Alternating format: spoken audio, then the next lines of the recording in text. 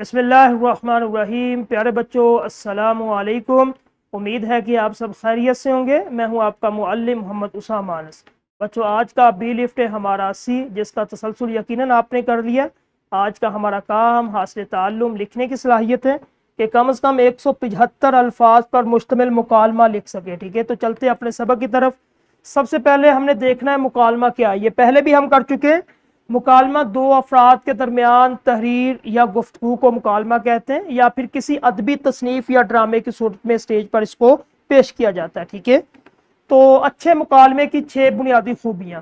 مقام کا لحاظ، یہ پہلی خوبی ہے۔ دوسرا شگفتہ زبان، تیسرا تہذیب و اخلاق، چوتھا ہے تکرار سے گریز، پانچواں بے ساختگی، اور چھٹا بات سے بات نکلنا۔ ٹھیک ہے، تو ایک ایک چیز کو ہم دیکھتے ہیں۔ مقام اور مرتبے کا لحاظ، مکالمے کے اندر آپ نے مخاطب کے مقام اور مرتبے کا پورا لحاظ رکھنا ہے۔ مثال کے طور پہ آپ مکالمہ کر رہے ہیں اپنے استاد کے ساتھ جو گفتگو ہوگی وہ اچھی ہونی چاہیے، الفاظ کا چناؤ آپ کا اچھا ہونا چاہیے۔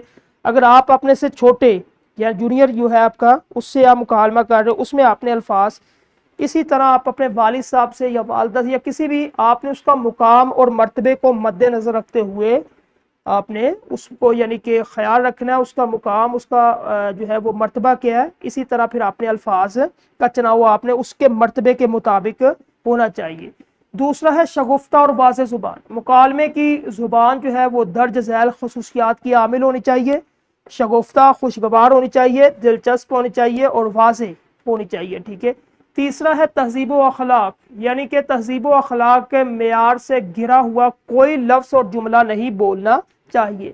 اس کے بعد ہے تکرار، یعنی کہ جملوں کے اندر، الفاظ کے اندر ایک ہی بات کو بار بار دہرانے سے گفتگو میں پھیکا پن اور بوریت پیدا ہو جاتی ہے، یہ نہیں آپ نے کرنا۔ اس کے بعد تکرار سے پرہیز کرے تاکہ مکالمے کی دلچسپی برقرار رہ سکے۔ پانچواں ہے بے ساختگی۔ ٹھیک ہے، یعنی کہ بے ساختگی کیا کہ الجھاؤ اور تکلف والی بات نہیں کرنی آپ نے۔ روزمرہ بول چال اور اشارات، اس طرح یعنی کہ جس طرح آپ روزمرہ بات چیت کرتے ہیں یہی الفاظ آپ نے استعمال کرنے۔ ٹھیک ہے، الجھاؤ اور تکلفانہ گفتگو جس میں تشبیہات، استعارات، اس طرح کی باتیں، یہ مکالمے کو بے مزہ کر دیتی ہے۔ ٹھیک ہے، چھٹی بات ہے بات سے باہر نکلنا، یعنی کہ بات سے بات خود بخود نکلتی ہے بغیر کسی غیر فطری رکاوٹ کے، کہ گفتگو کا انداز آپ کا ایسا ہونا چاہیے کہ ہر اگلا جملہ پچھلے جملے سے قدرتی طور پر جڑا ہو۔ ٹھیک ہے، بہترین مکالمہ، کمزور مکالمہ۔ بہترین مکالمے کے اندر روزمرہ بول چال اور اشارات ان کا استعمال کرنا ہے۔ شگفتہ واضح زبان ہونی چاہیے، بات سے بات کا قدرتی بہاؤ ہونا چاہیے۔ کمزور مکالمے کے اندر الجھاؤ، تکلف، اس کو بالکل آپ نے استعمال نہیں کرنا۔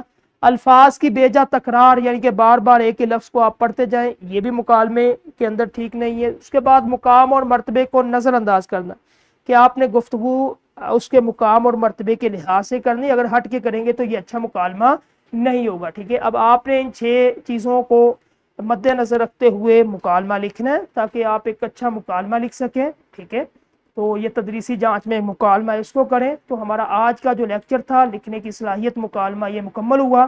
کل انشاءاللہ ایک نئے لیکچر کے ساتھ ملیں گے۔ اپنا خیال رکھیے۔ السلام علیکم۔